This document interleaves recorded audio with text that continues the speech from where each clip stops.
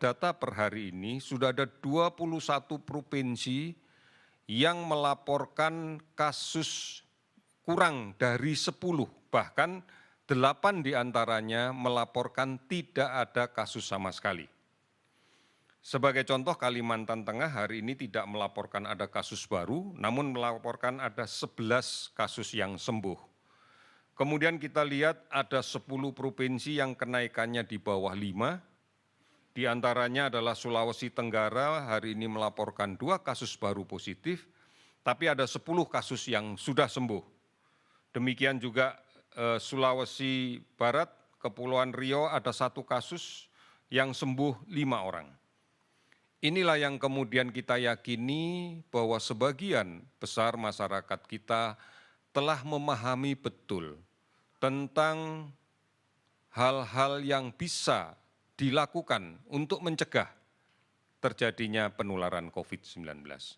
Saudara-saudara, protokol kesehatan dan kebiasaan untuk melakukan pencegahan ini adalah gambaran bahwa kita akan siap dengan tatanan hidup yang baru yang membiasakan kita hidup sehat dan aman dari COVID. Kasus sembuh total yang dilaporkan adalah hari ini kasus sembuh naik 591 orang sehingga totalnya menjadi 10.498 orang. Meninggal 50 orang sehingga totalnya menjadi 1.851 orang. 422 kabupaten kota telah terdampak di 34 provinsi dan kita masih melakukan pemantauan terhadap ODP sebanyak 40.370 orang dan PDP 14.197 orang. Saudara-saudara, kita harus meyakini betul bahwa upaya bersama tidak terputus untuk merubah perilaku kita agar mengikuti tatanan yang baru dengan kemudian mengedepankan protokol kesehatan. Inilah yang menjadi satu-satunya cara saat ini untuk melawan COVID-19.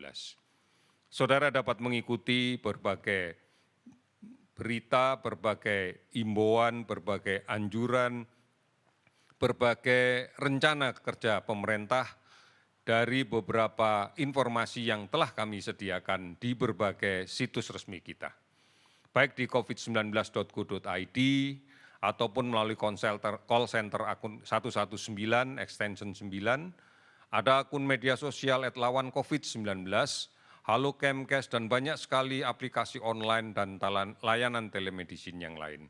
Saudara-saudara, fasilitas ini pun bisa digunakan untuk berkonsultasi di bidang kesehatan, sehingga tidak perlu lagi untuk kepentingan konsultasi harus datang ke rumah sakit, harus ngantri di rumah sakit, dan kemudian memiliki risiko manakala nanti berada di tempat yang banyak dan kemungkinan tertular. TVRI, RRI selalu menyampaikan berita ini, dan sudah barang tentu televisi dan radio swasta akan mengikutinya. Oleh karena itu, saudara-saudara sekalian, kembali lagi kami mengingatkan, kalau kita aman karena menjalankan protokol kesehatan, maka kita akan terlindung dari COVID-19. Dengan perubahan paradigma hidup seperti ini, maka kita bisa aktif untuk kemudian produktif kembali. Oleh karena itu, persyaratan mutlak bahwa kita harus aman. Kita harus yakin bahwa kita bisa melindungi diri kita, agar kita bisa melaksanakan kegiatan-kegiatan yang produktif. Ini yang harus mulai kita laksanakan. Ini yang harus menjadi gaya hidup kita yang baru. Karena dengan demikian, maka kita bisa menjadi pahlawan setidaknya untuk diri kita sendiri, untuk keluarga kita, agar kita bisa melindungi kita, melindungi diri sendiri, melindungi orang lain.